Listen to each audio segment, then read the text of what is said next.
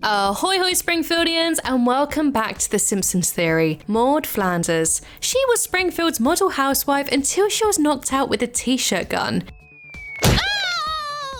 She didn't deserve this. She was a good, honest woman and devout mother to the baddest boys in town.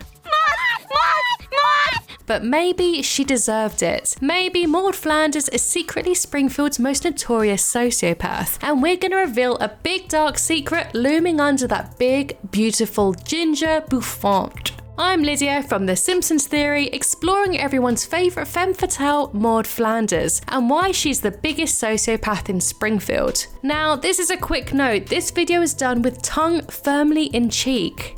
Everybody got that? And before we begin, please don't forget to hit that subscribe button and give this video a huge thumbs up. It really helps me out. Thank you. So, it would be absolutely criminal not to disclose that this theory was in fact first discussed by No Homers Club member Diversity Pumpkin, and we thought it was so good we needed to explore it. First off, I think we need to understand some traits of being a sociopath. This includes having aggressive/aggravated behaviour, you're sleeping on the lawn, not feeling guilty or remorseful, you stay here because... Okay. Being a cold person or lacking natural emotions, No sugar. using charisma to manipulate others, I told you she was soft on full frontal nudity. Come on, girls. having a sense of superiority, Read the other one, the non-duck one. and not keeping positive friendships or relationships. You are such a wet blanket. And let's face it, a lot of Springfieldians have sociopathic tendencies. But I think Maude is a whole other story. She slips right under the radar. Even at her funeral, Reverend Lovejoy broadcasted that she wasn't a standout character without punchy catchphrases or little quirks. Yes, in context, this little bit of dialogue referenced the Simpsons creators' contempt for the voice actress's behaviour and her wanting more money. So they wanted to include a little jibe to say that she didn't actually contribute a whole lot to the show. But we think this was all part of her character's tactic, hiding behind the bigger characters to get exactly what she wanted, including her control of Ned. Which brings us to our first piece of evidence. She doesn't love Neddy. So we admit that Ned and Maude seems like the perfect pair. They certainly seem to have more of a stable relationship than Marge and Homer. And let's face it, who couldn't be in love with stupid, sexy Flanders? Nothing at all. Nothing at all. But we believe there are little glimpses into Maude's true feelings. In season 6's Bart's Comet, Springfield is forced to cram into Ned's bunker for survival. However, there isn't enough room, and Homer quickly decides Ned has to go. Poor old Neddy. You'd have thought that his family would have supported him and offered to leave with him, and Maude does. However, it's pretty clear that her sentiments are not genuine, as she quickly retracts and blends into the crowd for safety. If she felt that it was so unfair that Ned had to go, she would have said, as let's face it, she usually has no trouble speaking out. Also, let's notice that she is standing directly next to Homer in this scene, not her husband. So close to Homer that in fact it may be deemed that she was whispering the idea into Homer. This makes sense, as it seems only moments later, Homer snaps back into his senses and says that he would join Flanders outside, and he's echoed by a few other well-intentioned Springfieldians, but not Maude. She eventually follows the crowd out behind Apu. Does this inform us that someone like Apu had more feelings for Ned than his very own wife? Maybe. Also, talking of Apu, in season 7's Much Apu About Nothing, Maude once again intentionally plays with her husband's life. When a bear takes over Evergreen Terrace, Ned is, quite rightly, freaked out. His kids scream out the window, scared for their father's life, and Maude doesn't seem too fussed. So much so that she conveniently can't open the door to let him in. I'm panicking, Nettie. I can't work the knob. If she was so panicked, why didn't she let Rod or Todd take over?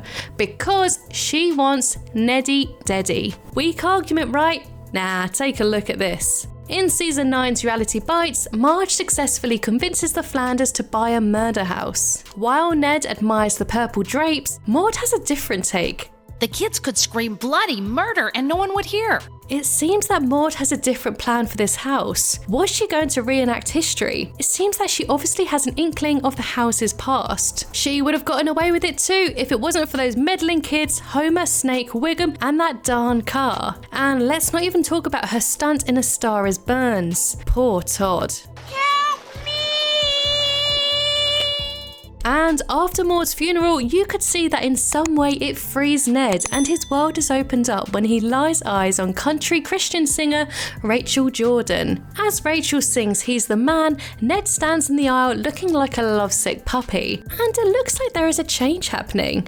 And we have to admit, he looks enlightened. We later meet Rachel again when Ned plucks up the cara diddly urge to finally date her. And this is when we see the dreaded bed. The imprint. Oh, the horror. The imprint clearly shows a female outline facing away from where Ned would have slept. Sure, people like a spoon, and for this, she would probably lie in this position, but her imprint is so defined, it looks like she faces away from Ned all the time. And let's face it, she's facing towards the door. No pillow talk here.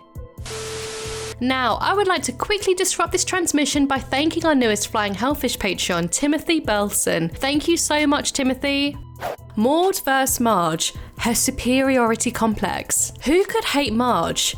Seriously, she's the mother everyone wants. However, it seems that Maude has a strange hatred for everyone's favourite blue-haired sassy mama. Firstly, Maude bullies her. In Season 8, The Twisted World of Marge Simpson, Maude really is one of the frontrunners that threw Marge out of their elite club of housewives. I mean, what horrible behaviour. It seems that she doesn't even care that Marge is her neighbour. Love thy neighbour? When Marge visits the Flanders home after stealing from the Quickie Mart, Maude quietly follows Marge into the bathroom, and through a secret hole in the wall, she spies on her. Was she hoping to find something juicy to use against Marge? And why does she have a secret peephole in the bathroom? Maude the evil spirit. Even though Maude has been long dead, she still pops up occasionally, and with each appearance she comes back more and more sinister. In the Treehouse of Horror 13 opener, the Simpsons are summoning the spirit of Neddy's wife. It works as she appears as a ghostly form before them, until transforming into a grotesque demon. She grows sharp teeth and razor-sharp fingernails. She looms over them in a threatening way, her eyes bulging with rage and hysteria. Now, I know what you're thinking. The Treehouse of Horror episodes shouldn't be used as proof as they are non-canon, but all of the characters in these episodes carry similar, if not almost the exact same principles and personality traits as their canon counterparts, so don't shoot me.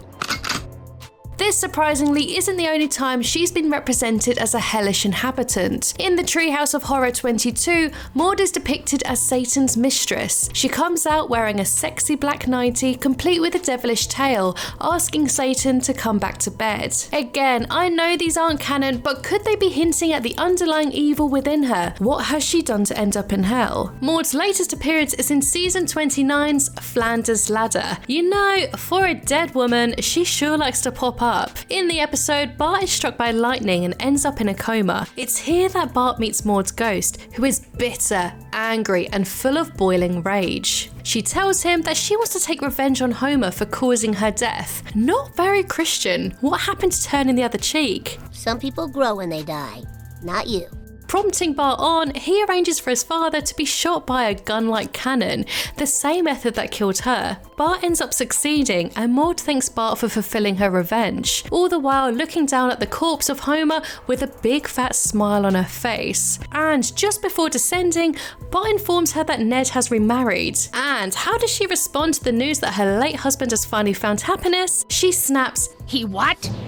Even though she's been off canoodling with Satan, she can't quite loosen her grip on Neddy. Maude the brainwashed. So, it would be insane for me to leave this argument here without providing some kind of reason why Maude is like this. Was it from being so tightly tethered to her religion and patriarchal structure that caused her aggressive moments, or out of character moments? It may be a contribution, but I believe that the answer lies within Season 6's Bart of Darkness. This is of course the episode where Bart is restricted to his bedroom through injury, and in reference to Rear Window, he obsesses over the idea that Ned has killed someone. anyone. And by the end of the episode, it's revealed that Ned hasn't actually killed anyone. But one answer is still not clear. Where is Maude? Well, Maude suddenly appears out of nowhere and states that she was at Bible camp. I was learning how to be more judgmental. Insignificant, you may say. Stop making a mountain out of a molehill. But what if I was to tell you that most of these examples I've listed of Maude's awful behaviour happened after this episode? Yes, I'm saying that Maude could have been a victim to a good old-fashioned brainwash. Before this episode, she had next to no obvious strange behaviour. Maybe Maude was indeed manipulated. I was at Bible camp. I was learning how to be more judgmental. So, is she really an evil hell spawn? Maybe. Is she a shrewd, manipulative, and judgmental person? Most likely. But what do you guys think? Is she really as innocent as she appears? I would like to say a big thank you to my Flying Hellfish Patreons, James Whitehead, Jesse Porter, and our newest Timothy Belson. If you would like to support the show and receive special awards, then check out my Patreon link in the description below.